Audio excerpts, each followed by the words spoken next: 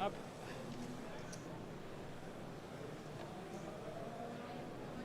Florian, on vous voit sortir du vélodrome avec un grand sourire.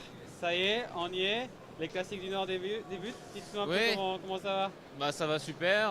Ça y est, on y est. Bon, contrairement à l'an passé, on est une semaine en retard par rapport au calendrier des autres années. C'est fait bizarre. Vous avez dû attendre une semaine de plus alors. Ouais, voilà, oui. Je pensais que vous les aimez ces classiques, vous comptez les Ouais, jours ouais, avant ça. voilà. L'an dernier, j'ai pas pu les faire entièrement avec ma fracture de la clavicule sur cette course-là, où je suis tombé. Et même à la Rocco, le virage où je suis tombé, allez, on n'y passe pas, mais je voulais quand même y passer, ce fameux virage où là, je me suis cassé la clavicule et je voulais y passer vraiment pour mettre un clap de fin sur mon année 2024 catastrophique. Et voilà, maintenant j'ai fait un bon hiver et je me suis préparé pour cette course. Donc il n'y a plus qu'à maintenant. Et comment faire alors? Après, au début, c'est la tête, bien courir, et après, c'est les jambes qui parlent.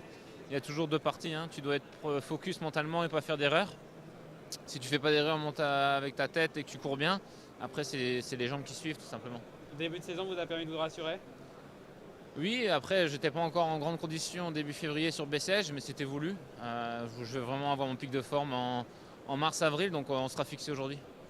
Aujourd'hui justement, à quoi on s'attend? Il y a du vent de face, est-ce que ça peut être un sprint?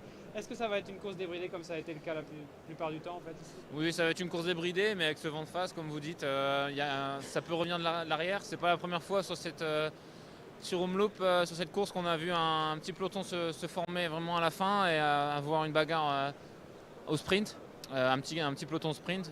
Donc voilà, après c'est les coureurs qui font la course, mais il peut y avoir deux scénarios, vraiment un costaud qui s'en va, comme Van Aert en 2022, ou voilà, que ce vent de face, peut-être les costauds qui se retrouvent au sprint à 30 coureurs avec quelques coéquipiers.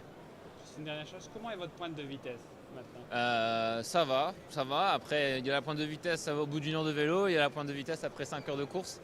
C'est pas la même et c'est là où se fait la différence. Et donc, je suis rapide, mais je peux vous dire si je suis vraiment rapide après la ligne. On vous le souhaite, Merci. merci Florian. Merci, au revoir.